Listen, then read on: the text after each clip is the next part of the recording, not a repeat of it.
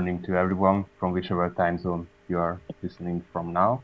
I hope you are all doing fine, approaching now to the holiday season, especially considering this quite bizarre year that we are in now.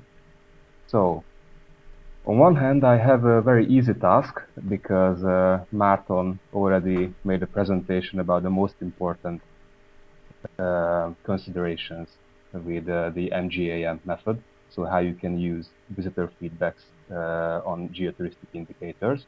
On the other hand, my task would be a bit difficult because I think Márton's work lasted for 2 or 3 years, so it's a quite in-depth and well-structured study with a lot of input data, while in France it was just a small experimental project which was part of my PhD.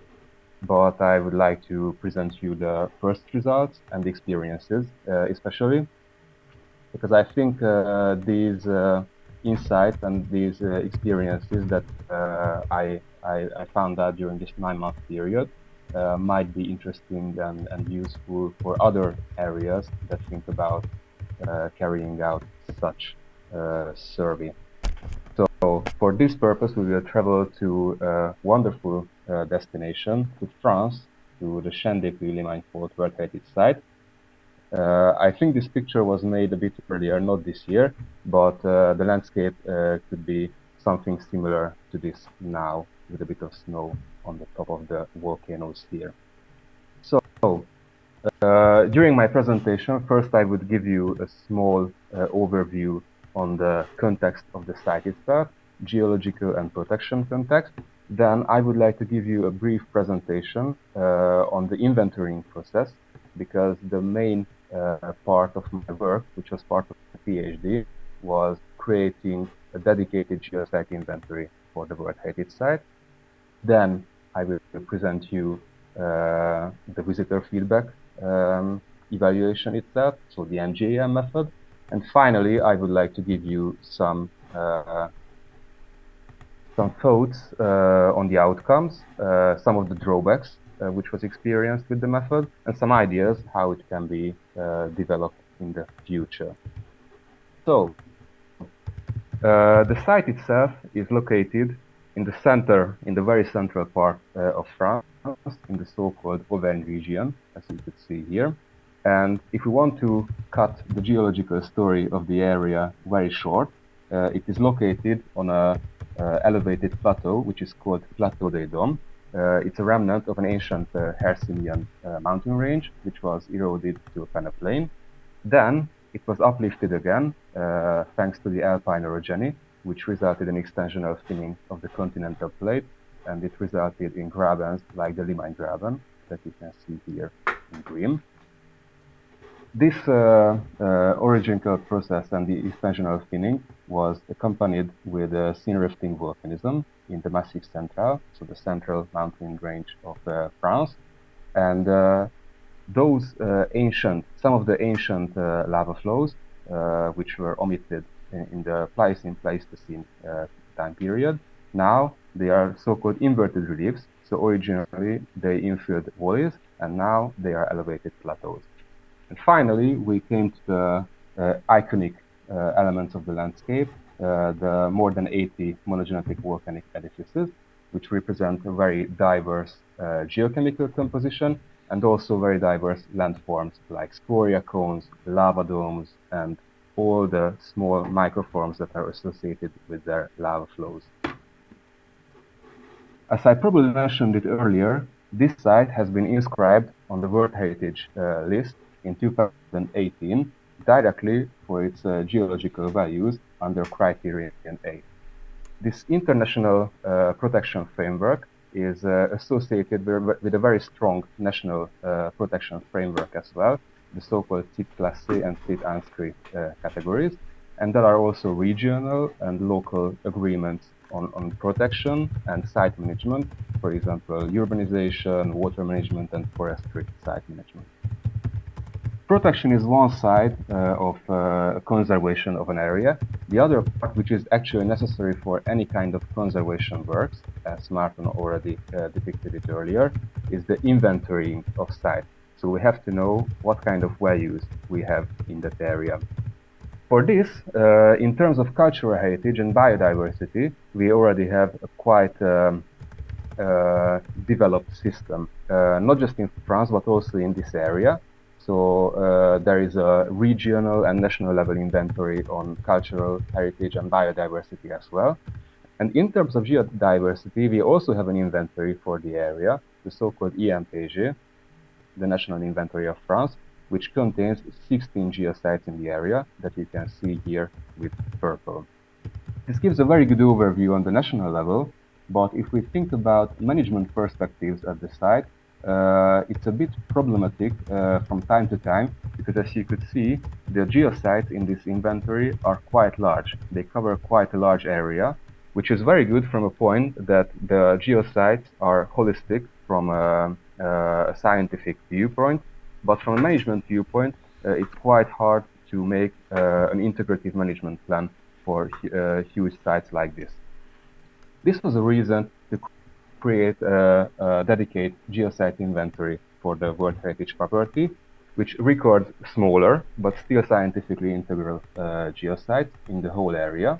And actually, it records also sites that were previously omitted from the national inventory. So during this process, more than 120 geosites were recorded in the area. And these sites can be grouped by the main geological frameworks, so the main geological types of the area, so geosites related to fault lines, scoria cones, Mars, etc.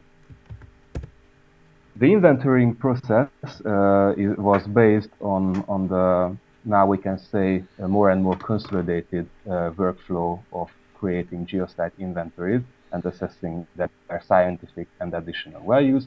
So as Marton already told, from bibliographical and cartographical sources, we selected a potential list of geosites, which were validated in the field, and then this final list of geosites was assessed with two geosite assessment methods in this case. One was the French national workflow, which was made by the team of De Wever et al. In 2006, and then it was presented several times later. This is based on the combination of scientific values, which is under this point, so the geoheritage interest. You can see that these indicators here are evaluated quantitatively, so numerically you give a point on the values, while there are some other indicators that are only assessed qualitatively, so by textual descriptions, which were omitted from this phase, but this can be added as well. And the other big indicator group was the vulnerability and the need for protection of these sites. Which is more interesting to now, which is more interesting to us now, is the GAM method, which was presented, I think, in details by Marton. Here is just a small reminder for you on the method itself, and a small reminder on the MGAM itself, which the present presentation is about. So it is a multiplication of the GAM scores with the importance factor, which was given by the visitors who visited the geosite. So this way, each geosite was assessed with both methods, and it was quite useful because each method grasps a different concept of the same geosite. So you could already see some differences here, but if we put this small chart here, you can see that even for the same indicator type, for example, here on the left, you can see scientific values. The two methods uses slightly or quite radically different pointing systems, which is connected to their different indicator structure. In terms of the scientific values, they are relatively similar, but if you check the protection values here, the values are almost the opposite, because the two methods measure two different concepts of the area. By the IMPG rather measures the vulnerability of the site. It also has indicator on the current protection situation, but it rather graphs the current vulnerability of the site. So this way, the higher the protection values are, the more vulnerable the site is.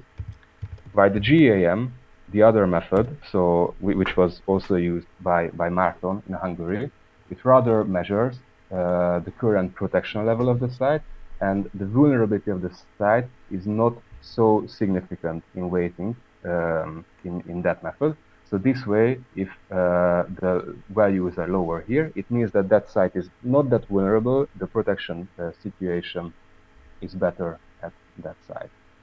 And these values can be summarized on matrices as well, which will takes us soon to the MGAM method. So here you could see that actually almost the same thing that I explained to you earlier. So the higher the geoheritage interest of a site, the better it is explained scientifically by its values. But the higher the protection and vulnerability in the French national workflow, the worse the protection situation is currently. And the same can be told with the GAM method. So here you can also make a clustering on this geosite. This was presented in details in my thesis. Now I don't want to go into details here, but I would rather turn to the MGAM method itself, which actually followed the same principles as it was in Hungary, but the results are quite different, and actually it might be connected partially to local conditions, but on a long term we might consider some refinements in the methodology itself. Here in France, 20 geosites were selected. The key consideration was to select geosites from each main geological framework, trying to select them to give a quite fair geographical distribution in the World Heritage area. And we've also chosen touristically developed sites, which are frequented by visitors, and it has a very good infrastructure, and also sites which were quite underdeveloped so far. One thing that you can see here, and it's quite interesting, that although it was just a 9 months period, so the data collection period was only for 9 months, the number of answers is quite low. And here we thought a lot about the potential causes for this. Maybe it is connected to some local cultural specificities, but it can be connected to the method itself. That, for example, some of the sheets that we placed at the site were stolen during the month, and then visitors were not able to reply to these questionnaires. The presentation of the results followed mostly the tactics that Márton already presented to you, not so much in details. I would just like to point out some features here. One thing that I would like to point out is the original study, which was carried out first by Tomic and Bozic, and there was a study a year later by Bozic and Tomic, which contained more than 200 sites, more than 200 responses.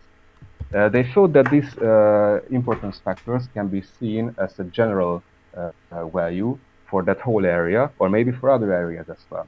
But if we compare it with the values of the Shendépuy that you can see in the second line, you can see here that the main values, which concern mostly the geoconservation aspect, are quite different compared to the Serbian geosites. And if we dissect it into the geological frameworks, you can see even higher differences.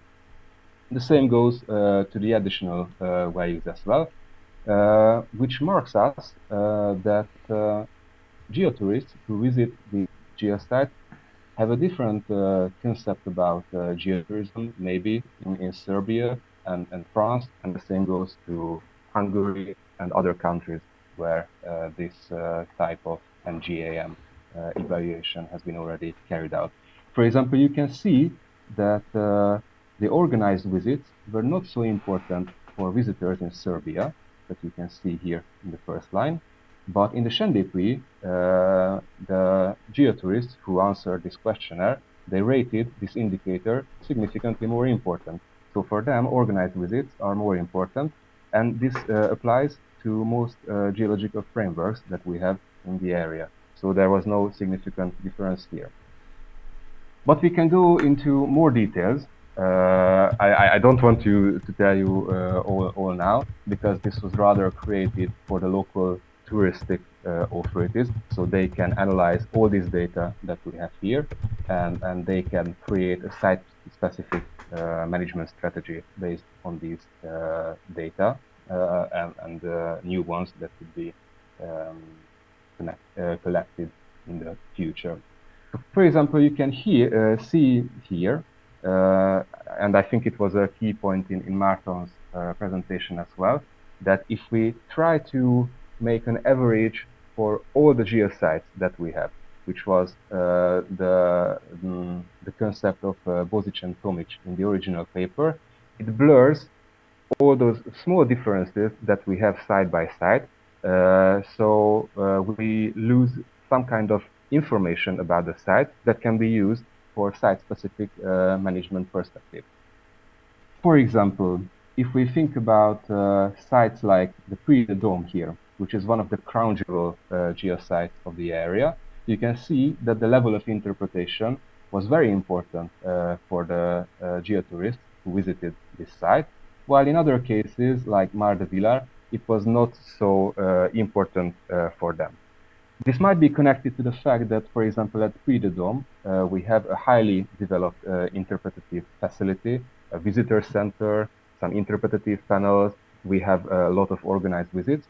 But Mar de Villar is rather visited by simple hikers who might be somewhat interested in geology, but they are not supported by information in form of a geological interpretative panel, or it's rather not really a destination for organized visits, maybe for geological specialized visits. But, for example, we can see that the aesthetic part was quite important in most of the cases. Of course, we can see differences between the values. And if we think about the, say, the preparedness of geotourists about the importance of sites, we can see that sometimes they grasp quite well the concept of geosites. For example, in case of geosites like Lac d'Aidat, which is a very nice lake which was blocked by lava flow, and it's quite well protected, or the Puy de Dôme, they gave quite high scores on current conditions because they saw that there are efforts on the protection of the geosite. But in other cases where they saw maybe some eroded slopes, this was the case of Puy de Combagras here in this lane, you can see that they were quite concerned about the current condition of the geosite. The same applications can be made on the geotouristic indicators as well. So we can analyze side by side how important for them, for example, is to have a restaurant at the site, hostels, or interpretative panels. Comparing it, you can compare it with other examples in Hungary, but you can compare it with examples from this data set. So with geosites of the Sendékuy. And for example, here you can see that in terms of accessibility, they were the happiest with this indicator at the Puy de Dôme. It's no wonder, because you can access it very easily by a touristic train, and you can also hike to the top. While in other cases where you have to walk to the top, maybe at Puy de Ponya or other side, they were rather less satisfied. They have given lower points on this aspect. Márton presented in details this kind of comparison between the expert evaluation, so the GAM values, and the MGAM values, which were calculated by the multiplication of the GAM values with the importance factors, which were calculated for each site based on the answer of visitors. And here, I would like to point you out two examples. One is Puy de Lantegie, which is another crown jewel geosite of the area, an abandoned quarry, which was turned into an interpretative facility. And another one, Puy de Combegras, which is a scoria cone itself, which was recently developed in small steps by adding some interpretative facilities and some protective facilities also for the local geology. Here you could see that because the main values, in terms of the main values, the differences are not so significant in terms of the expert evaluation that you can see on the top and the visitor's evaluation you can see in the bottom. In terms of Lantegie, we can say that visitors see these indicators quite similarly to the experts, so they are rather satisfied with the current geoconservation situation of the area. So maybe the scientific values were well interpreted at that site. They didn't see any conservation problems. And the same applies to the touristic values as well, which can be found mostly under additional values. So they were quite happy about these indicators because the differences are not so significant compared to the expert evaluation. That was different in case of the Puy de Combegras geosite, where in terms of geotourism, so in terms of the additional value, the difference was not so significant between the two values. But in terms of the main values, they saw the site quite differently. They have given lower scores, probably because the message about the scientific importance was not taken through effectively, or probably they saw some conservation problems. This is something that can be analyzed in detail if we check importance factors of each geosite. And these differences can be even better visualized if we put these differences on a different type of chart, where the higher the point here is, the more different the tourists see the geosite from one or another aspect. So from the aspect of main values concerning mostly geoconservation aspect, or from additional values concerning geotouristic aspects. So here, for example, you can see one example, the SLOU geosite, which is Puy de Luchadier, a very nice scoria cone geosite, where they gave almost the same additional value score that was given previously during the GAM variation by experts. But their concept was somewhat different in terms of main values, but not so different like at other sites. For example, the Puy de la Vache scoria cone, another example from this geological framework. Here we had the highest difference between the expert evaluation and the visitor's evaluation. For checking the reasons, we actually have to think about the improvement of the method itself, because they rate the indicators now, which are quite specified for the method itself, but we can't ask their personal opinion about the site, whether they see a conservation problem or not. And this is something that I would like to talk in the last part of the presentation. But before that, I would like to give just a snapshot on the visitor statistics. Martin also mentioned that in their survey, they also collected some data on the visitors. So what was their demographical composition, where do they came from, what was their attitude towards geotourism. Here, if we check the geographical pattern of visitors, so where do they came from, we can see something interesting. All the purple lines show that these answers were given for scoria cones. So those visitors who came from more distant geosites, they mostly answered the questionnaires at scoria cone geosite. This probably marks that they visited this area because they saw the scoria cones in some kind of advertisement, so they were aware of the geological specialty of the area. So it might indicate indicate that choosing scoria cones was their main activity. That was their main goal when they chosen the Sendikui as their destination. While if we check the local answers, we can see a higher diversity. So people also visited the MAR geosite, hydrological geosites marked with blue, or other type of geosite. Here, probably they did just a simple weekend hike, so they were not so concerned about choosing a scoria cone geosite. And one other aspect that I would like to point out is that if we check some demographical questions, which were presented in details in my thesis, here I would like to point out only these charts.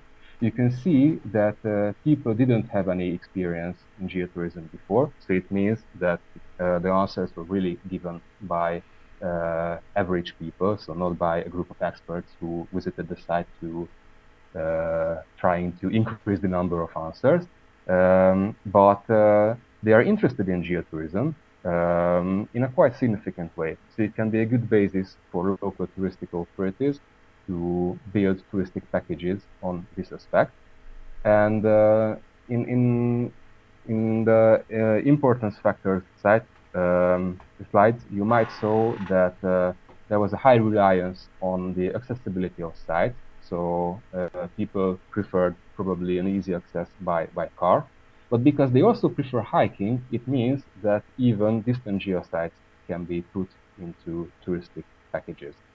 And now, very quickly turning to the last part of my presentation. So we can say that such evaluations where we indicate touristic opinions as well, besides expert evaluation, can give a very good complement to existing inventories. It also gives information about the perspective and the needs of geotourists, something that can be built into local strategies. This was presented from a mathematical viewpoint in Márton's slide. And we can also think about some trends that we can see in terms of some geosites. So where there is a high difference between the main values and the additional values, there is a high difference between the expert evaluation and the visitor's evaluation. We can think about the future trends of geoconservation and geotourism for those sites. So which is the more important aspect to develop in the future. In terms of some drawbacks that we experienced, and probably it was experienced in the original method by Tomic and Bozic, and also by Márton's team as well. So one is the technical barriers. He mentioned that personal interviews were rather omitted because people were not so willing to answer. But the QR codes and answering the questions in Google Forms also have a barrier, for example, in terms of demographics, that senior age groups can be hardly reached out because they are not so familiar with answering these types of questions. The other point, which was also mentioned by Márton, and it might be a reason for the low number of responses, also in this case, but also in other MGAM studies, is the question structure. That because we really wanted to compare the results with the GAM method, we put exactly the same questions, all the 27 questions, which made it hard for many people probably to answer. They might stop it in the middle. So not all the visitors were so enthusiastic to answer all the questions. And another aspect is that in each case, I think this was the case in Serbia and Hungary as well, that we had a cooperation with local authorities. So they allowed us to put out these inventorying sheets, and they gave us basic support, but these missions were not advertised. People didn't really know about this possibility, and people were not rewarded for taking this survey. Maybe some kind of small reward, maybe a competition or other things can help improving the number of answers in the future. So this could be one way in the future to improve these kind of visitors evaluation in the future.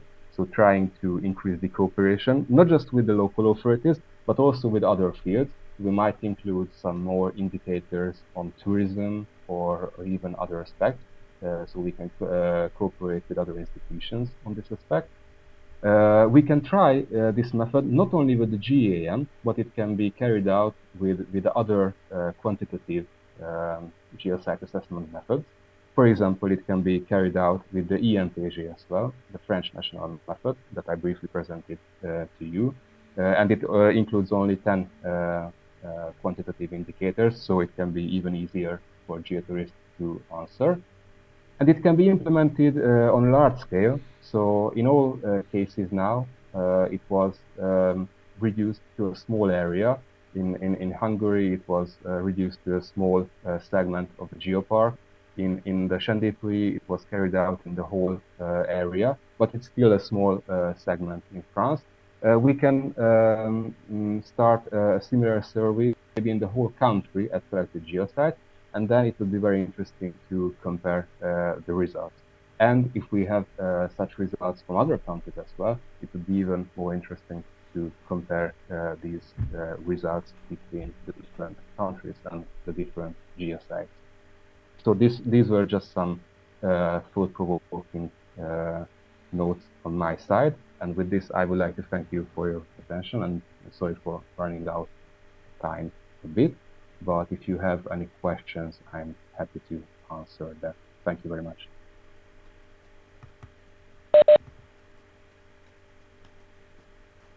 Thank you very much, Viktor. It was really interesting. I think there is quite a lot of discussion in the chat between Ben and Marie. So if you have some things to share. Sure. Thank you very much. Marie, do you want to start? I think, well, it was not supposed to be just a two-person chat, I guess, but it's more. I think it would be nice to let other people get engaged into this. It's interesting. I think what Ben's asked. It's interesting. The two presentations were about sites that were first declared as World Heritage or Geopark, or had some designation, and then there was there is an inventory of the sites going on, right? Mm-hmm. Should this be before? I guess what Ben's suggestion is, should it be part of the process of declaring a place of as yes. national? Does it help? Do you see that it helps? Do we have what the idea about this is that useful, and in what respect? Okay, so as Márton mentioned, when they designated the geopark in Hungary, it was in 2012. During that time, creating a geosite inventory for the area was not obligatory. Now, if there is a new geopark application, now it is obligatory to create an inventory of geosites. Assessing the geosites with a quantitative evaluation like this, even with GAM, the French national workflow, or any other method, it's not obligatory, but I think it is quite welcome during the process. In terms of World Heritage sites, this is not obligatory so far. So it's not part of the application document to contain a list of geosites. It only contains comparison with other similar geological environments. So for example, the Sendai-Pui was compared with other continental rifting environments. So this is not part so far of the evaluation process of World Heritage sites, but as far as I know, there are plans to put it into the process. And this was one reason in the Sendai-Pui that it was not obligatory during the application, but they would like to ask for World Heritage sites with geological values, that they should create a geological inventory in the future. And now this was created in the preliminary form for the Sendai. And to really answering your question, I think having a list of geosites is something very important for the management of both geoparks and World Heritage sites or other designations protection, because if we don't know what we have in the area, then it's harder to protect it. It's harder to make a management strategy for that. And inventories are something that could be an input for such management strategies. Yeah, I think in our discussion we agree more or less on this. So I think it's also important so that you set up some priorities, or you identify sites which maybe do not have such infrastructure, accessibility, and the process of making this list of geosites probably even very interesting, for the managers of the park. So I don't know if other participants have different opinions, which would be interesting. I mean, it might be on the other side, it might be a burden for people making such dossiers, but already quite a lot of work. Indeed. Yep. But this is the point where quantitative evaluations can help a lot. That carrying out such a survey for a geosite is, let's say, relatively quick. Of course, you have to take into account all the considerations that you have for an indicator. So when you give a point for the scientific importance, when you give a point for aesthetic importance of the site, you have to take it into account very carefully. But it's significantly quicker to give simply a point than to write a long textual description. Of course, it's not so detailed, and it depends partially on the assessment structure. So it depends on the question type, or how do you ask about the value of the site. But it's something that could give an overview for the Geoheritage community as well. So you could easily identify the geosites with the highest values and somewhat lower values, where you could make some kind of improvement, also in terms of scientific value, also in terms of additional values. And you can make the same help for managers as well, because this is easier to digest probably than a long textual description. Yes, I could just point out, having worked on the World Heritage site here, we made no inventory to start with, because when we started out, inventories are a very new thing to many geoscientists. Having not done that, we realized that there is a great danger, because when you don't have an inventory, as Viktor said, you cannot protect anything. And we've had several cases where, in fact, the protection agency has destroyed a geosite because it didn't know that it had any value. I think for global geoparks, the IUGS, which does the assessment of the international significance of the area, insists that there is an inventory of sorts, and the better that inventory is, the easier it is to accept that site as having international significance. In fact, if they don't do that, then IUGS will not pass it for international significance, so it's an absolute necessity.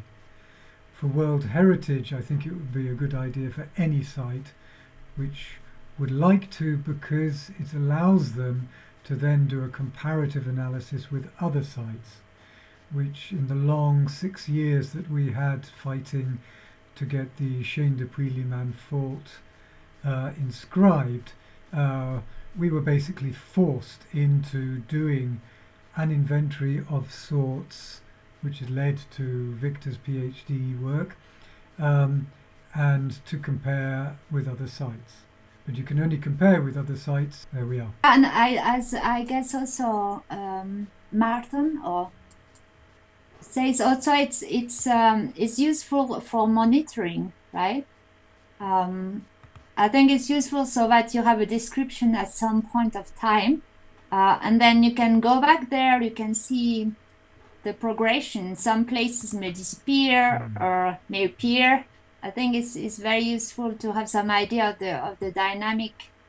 I mean, a geopark or a World Heritage site is not like fixed in time. And so in the future, as we continue into that, we'll need that to see how this changes. And I think that's important. Absolutely. Yeah. Yes. And even yes, go ahead, please Martin. go ahead. And even the geoscientific knowledge of people can improve. So after 5 or 6 or any years, they can see things differently, and they will make the evaluation differently of the geosite. Scientists will change, and Yeah, scientific knowledge. Yes, I understand Martin's point, because each inventory is a snapshot. It's like taking a photo in time from the geosite. So we measure the site with the actual knowledge on the site, with the actual touristic conditions and other type of conditions. But for example, if we identified that a site is less studied before, for example, in the Chaîne de Puy inventory, if I just scroll here, you can see this group here, which has quite a low geoheritage interest because they are less studied sites. So we don't have papers, we don't have a lot of scientific literature on these sites. But this kind of inventory can help identifying this kind of gap. More studies can be carried out on these geosites. And if we do a re-evaluation of the geosite later, they will probably get higher geoheritage interest because they will be scientifically more known. And maybe we will find out that they are very valuable geosites, so they would deserve the higher geoheritage interest score.